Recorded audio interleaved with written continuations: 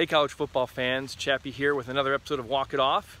And as you can probably see and hear a little bit, we've got some rain going on behind me, but little rain ain't gonna keep me from the game. So Houston fans, this episode is for you. I know I've kind of talked down about your Cougars, and I have not been painting them in as positive a light as you are all wanting to see and expecting to see after last year's 12-2 season.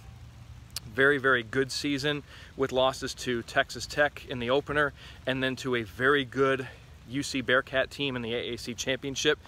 Houston was the team that really played the closest and the best against that Cincinnati Bearcat team last year, so props for that. And I'm gonna devote this episode here to talk about all the very good things that I see with Houston. So it starts at quarterback, Clayton Tune. That's a gimme. He was the top quarterback at the Manning Passing Academy this summer. Very big honor, so congrats for that. And it gives not only UH fans, but it gives a lot of college football fans the hope that things are gonna go pretty well in 2022. Behind him, I would feel even more confident in Houston if Alton McCaskill was healthy. He got hurt this spring, and it's a lower body injury. I think it was a knee. So if he can come back from that and be as productive as he was last year, I think he had like 15 touchdowns on the ground, maybe it was 16, pretty good yards per clip average. But beyond that, you know, they've got Tajon Henry, who is pretty good. And Brandon Campbell comes in as a transfer from USC, so that looks good, sounds good on paper. If they can produce and they can be productive to complement Clayton Tune, that'll certainly be a plus. The offensive line only returns 2 starters, and while I like Patrick Paul and Jenkins, who was a transfer from Texas A&M, both those guys played pretty well last year. Paul was an all-AAC pick.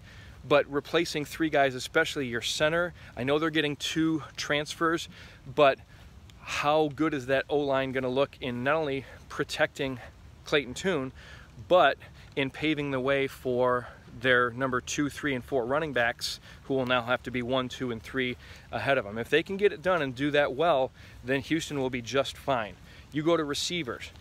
Losses with Jeremy Singleton and Jake Herslow, some pretty big losses. They do bring back Tank Dell, who is an all-AAC performer, might even be on some All-American lists, and he should. The guy's electric. Keyshawn Carter did some good things last year. He had over 20 catches and I think averaged about 12 yards per reception. A few touchdowns to his credit. Good tight end in Christian Trahan.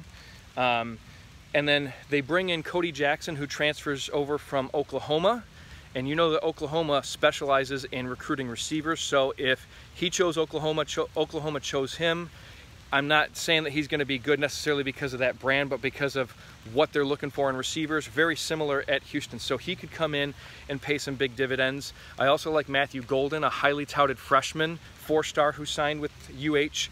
Look for him to get some quality snaps this season on the outside as well.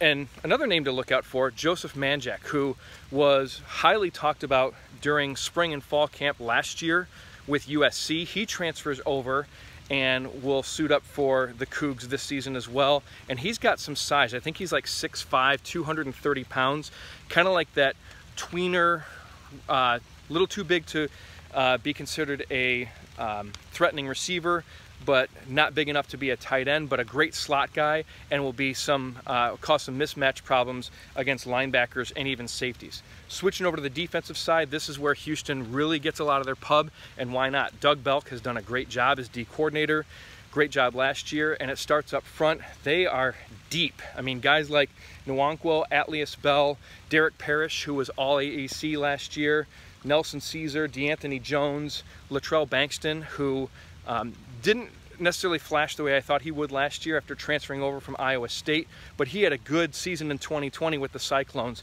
So if he can get up to his form and potential, you're looking at about a 7-8 deep group to rotate on that defensive front, and that's really, really good.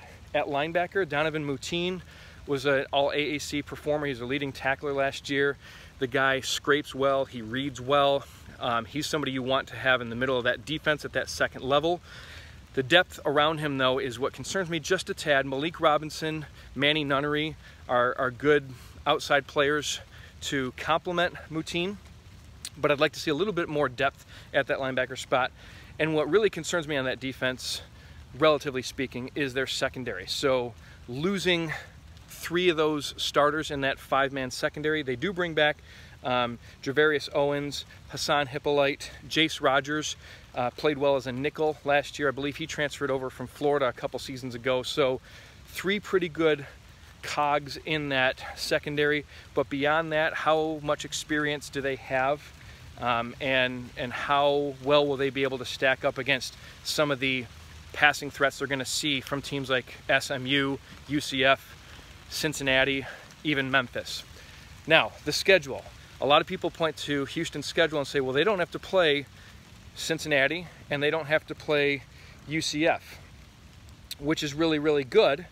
They do have they have to play at Memphis, where they are just 1-5 in the last 6 times, and Memphis has, I think, the 19th best home record in all of college football over the last 7 seasons. They've only lost 7 times at the Liberty Bowl in that span, and obviously Houston has fallen victim to the Tigers in many of those occasions. So there's that one. They also have to play on the road at SMU, which they're only 2-2 against the Ponies in the last 4 meetings.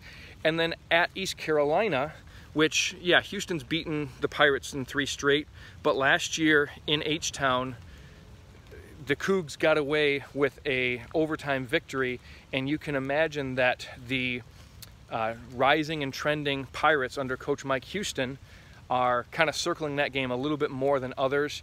That's somewhat of a pseudo rivalry in the AAC, and that could be a troublesome game for the Cougs this year. So I have U of H at 9-3, going 5-3 in conference play with losses to, like I said, Memphis, SMU, and ECU, all on the road.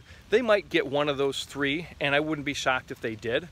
But that puts them, unfortunately, near the upper middle or lower top, however you want to look at it, of the AAC. I have them finishing 5th due to tiebreakers in the AAC, but still 9-3, pretty good. And again, they could win a couple of those games against opponents that I like a little bit better, and they could end up 10-2, 11-1. Hell, they could win the AAC this year. So a lot of talent, a lot of good things to be excited about, Cougar fans. Let's see how it happens. So thanks for watching.